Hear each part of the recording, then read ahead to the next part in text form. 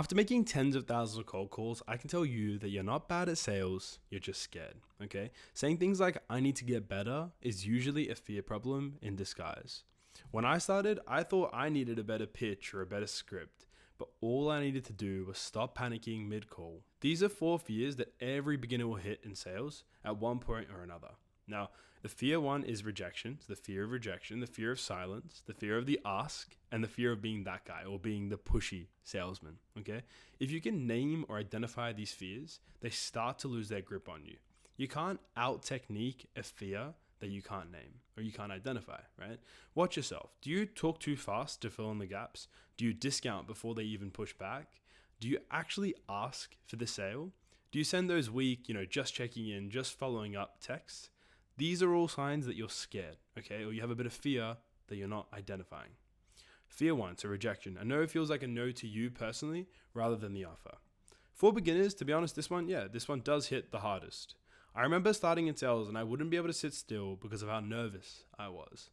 I would always soften everything and not challenge the prospects. I used to be afraid to try because I didn't want to face the rejection. But then one of my sales mentors told me that the fastest way to a yes is actually a no, okay?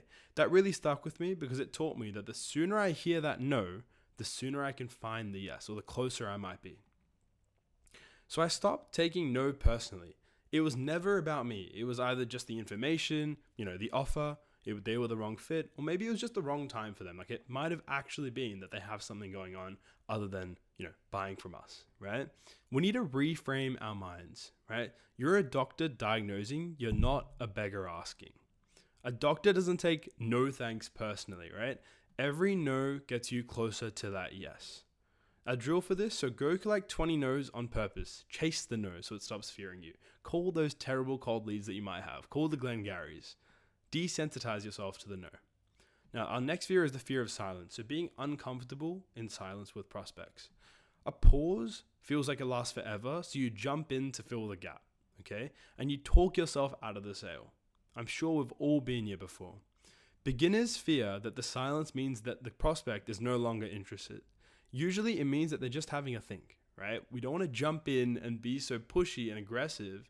Just let them simmer. Let what you said simmer, okay? Fix. So ask the question and then just shut up, okay? Let the silence do the work.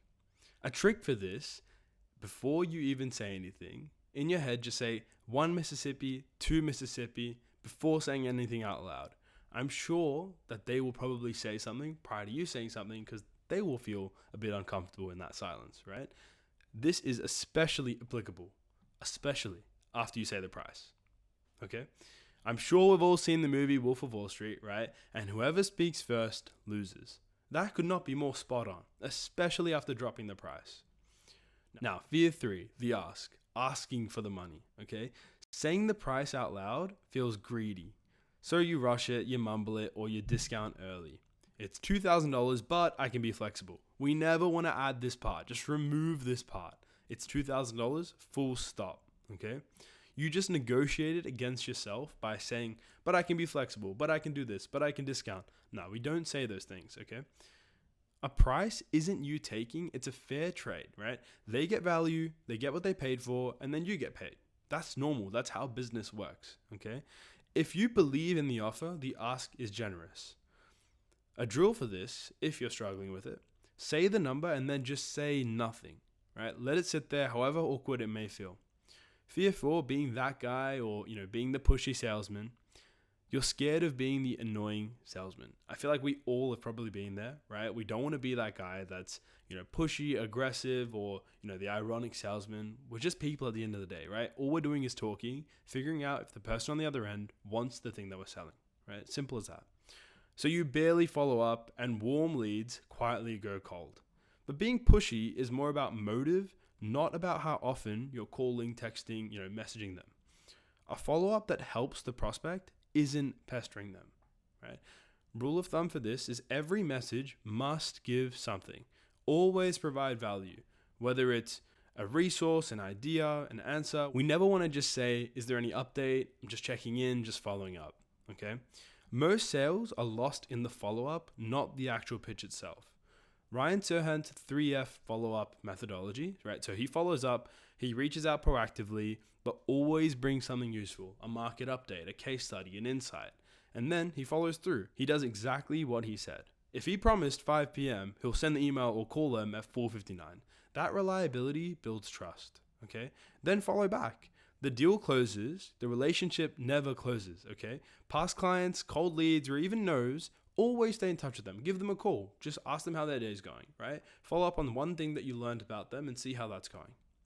Underneath all 4 of these fears, courage is a muscle, not a mood, okay?